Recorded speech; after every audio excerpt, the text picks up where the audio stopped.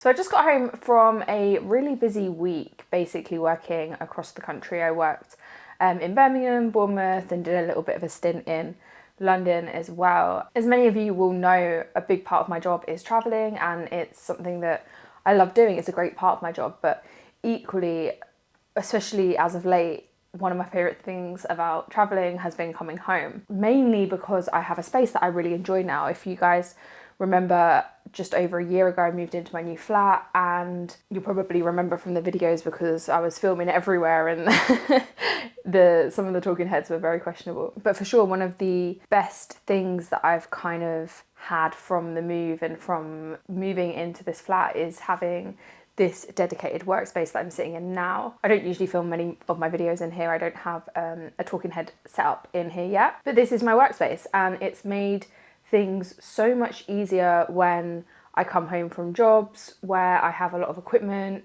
because I can do two things. I can either put things back because everything has a place now, which before it didn't.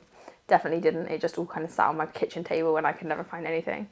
But secondly, it's also like a separate room to the rest of the flat. So if I am really tired and I don't want to put everything away, I can just kind of put it in this room and shut the door. But for this week's video, I thought I would show you guys kind of a tour of the office space so far. It's definitely not finished. This has been the last room that we've been working on. So there's still a lot of things that we want to change or we want to introduce, and I'm going to talk you guys through those things as well at the end of the video. But before we get to that, I want to talk to you about some of my favourite features in my home office. If you are new to the channel, I run this YouTube channel, but I am also a full-time freelance photographer and videographer. So I mostly work within photo.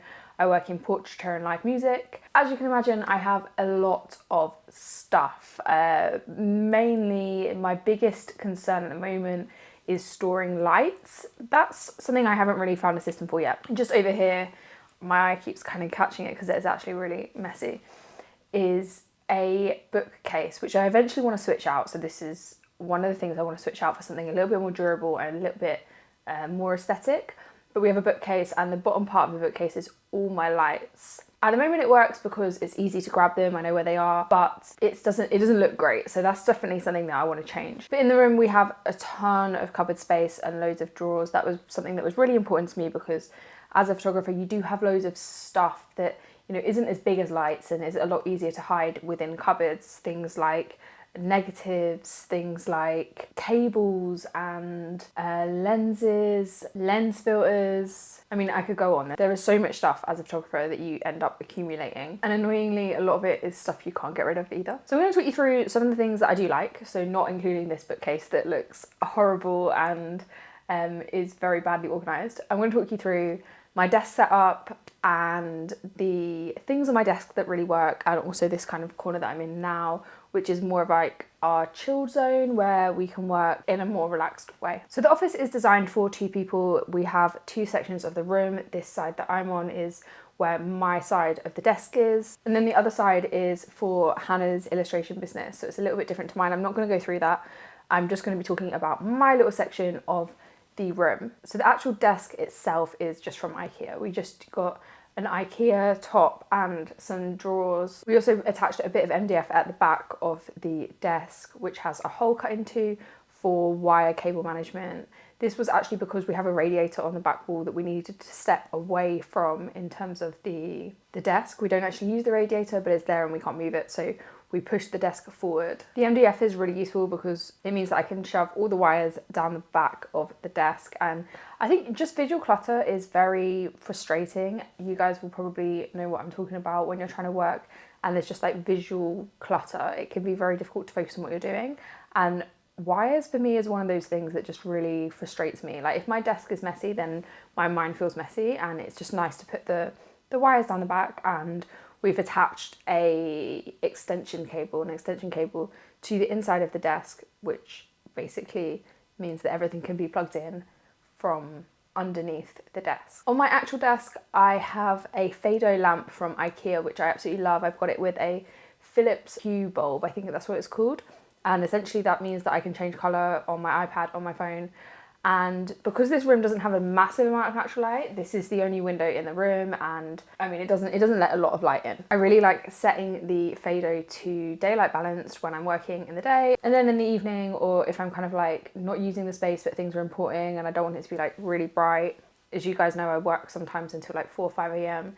doing live music, so I don't want to be sat in a bright room. Then I can change it to like a warmer colour, or often I work with like a pink, I don't know why, but that seems to kind of relax me a little bit. And then I have my iPad next to it, which is a really old iPad that I don't really use very much at all, other than to change the light, and sometimes I watch Netflix on it. I use it as like a little TV when I'm editing photos. That iPad is so old that it also charges from a lightning cable, the same as my AirPods, so that is also kind of like a little charging station for those two things, because my phone is USB-C. So, and then if we move on to the right hand side of my desk, this is where more of the camera stuff is. Starting from the back and working forward, I have an IKEA pegboard, and this pegboard is one of my favourite things in the flat because it's so customizable. You'll see that I have various different hooks for things like my remotes, for things like my tape that I use and put on my hard drives to label them.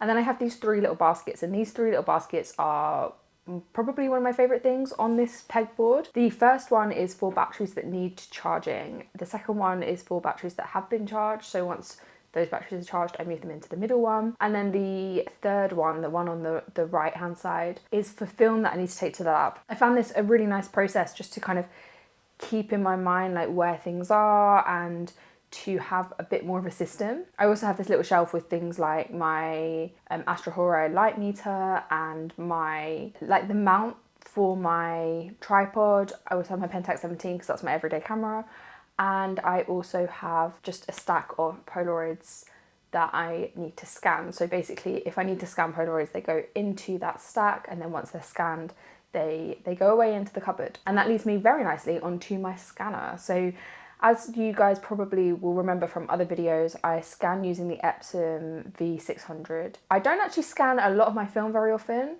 anymore. I tend to only do it if I'm kind of doing a comparison video, or I'm doing something where I need to look at my scans versus lab scan, but I do use it to scan all my prints, so it's really handy to just have on my desk. This is something that I really struggled with in my old flat, was that there was no desk, so there was no dedicated space for my scanner. I had to kind of dig it out every time I wanted to use it, and subsequently never really got around to using it because it was just kind of such a pain to get out. So when I was thinking about this desk setup, that was really my priority, was to have a space that my scanner would live always. Basically, it doesn't move from that space, and it's definitely been really useful. It's kind of about the same width as the drawers as well, which is really nice just mentally for me, that kind of fits in that section. In terms of my actual setup, I just use my MacBook Pro, so I don't have a monitor. I know a lot of people like to edit on monitors.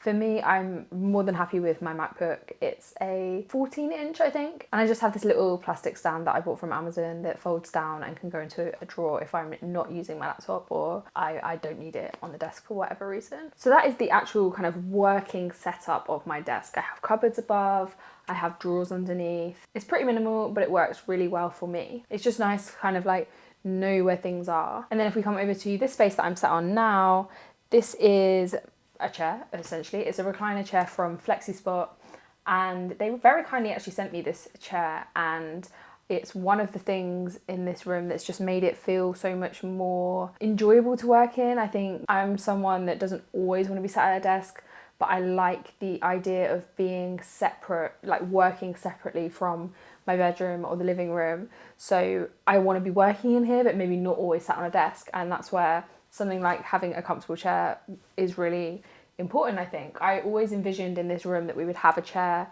in this window. This is the only natural light. The great thing about this chair is it's a swivel chair, so I can just turn around and I can face the light. If I want to read, if I want to work on my laptop and just kind of soak in the sun, then I can do that. It's also a recliner. It's controlled just by these buttons on the side. I'm not going to do it now because actually I will. I don't know why I wasn't filming the whole video like this. I don't know if it looks weird, but it's a lot more comfortable. It just adds an extra layer of comfort for when I'm working in the office, but I don't want to work at the desk, especially after late nights and stuff like that. If I just want to edit some photos with peace, then this is a good option for that for sure. It's also got like a little bit of storage at the side, which I keep things like my cables, because I also have like a little charging station here, just with an extension cable with lots of different ports on it. So I can keep spare cables and stuff like that in this chair, and then it's just really easy to plug them into the extension cable and charge everything up. Another feature is that it has this thing, which is actually really handy for filming YouTube videos, because I can just open up like my bullet points. I don't really script my videos, but I do bullet point things, and I can have it on here, but I can move it out of frame basically, so I can still read it. And this is an arm for your phone, and it's basically wireless charging. So it's plugged into the side of the chair. The chair's plugged into the mains, but your phone just sits in this little holder and it charges using like a MagSafe technology. And then to the left hand side of me, I have this cabinet, which is also from FlexiSpot, and this cabinet's currently got my cameras in it. So the middle shelf are my everyday cameras, both my Sonys and my Mamiya RZ67, the ones that I pick up all the time and I use all the time.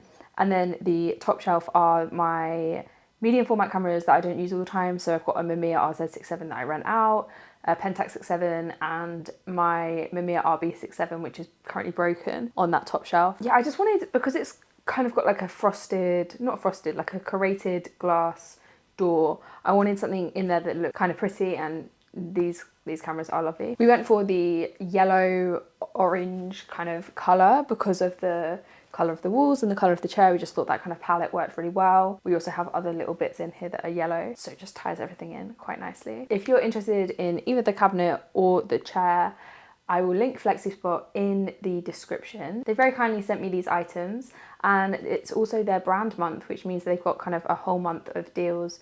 I'll put the little banner that tells you what deals they have on screen now. But yeah, if you're interested, I will link that in the description and you can head over and check it out. But next steps for this room. So next steps is get some artwork on the walls. One thing that is crazy about this flat is that we both run art businesses. Hannah's an illustrator, I'm a photographer, and there isn't a lot of art on the walls yet. So I definitely want to get some illustration work up onto this wall. There's one of Hannah's that I want up just above the FlexiSpot cabinet, which I think will work really nicely. Secondly, switch out this bookcase, but that's kind of not a priority at the moment. It's functional and that's what matters. We can kind of work out the aesthetics later on. And then the third one is changing out the light fittings. I want to get some kind of like lantern, like paper lantern vibe things for the light fitting. And then I think it's going to be one of those things where you always want to change things, and there's always things you want to do differently and adjust as time goes on. But I think from the top of my head, getting those things done, then I feel like we've got a space that I'm happy with. So I guess this was a tour of my new home office, or it's not that new, it's about a year old, but it's just been such a long process in kind of getting it all done. But it's definitely not going to be the final tour as such. This is just an introduction to the space, and I'm going to keep you guys updated because I think it's fun to show you guys how I'm fleshing this out, how it works for me, maybe things that we do that don't work. And you know, I'm sure it's going to change a lot in the coming years. We've only been in here just about a year now. So I'm looking forward to showing you guys how we continue to transform this space. Today has been a bit of a different video because I have, like I said, been working away. I've been shooting the tour for Chase and Status and doing various other different jobs over the last week, and I just haven't really had the time to go out and shoot anything that's a personal project for me to be able to show you guys on YouTube. But I do have a studio day booked in next week where I'm going to be shooting some of my own stuff, and that's going to be coming to the channel. But thank you guys for watching, and I will see you in the next one.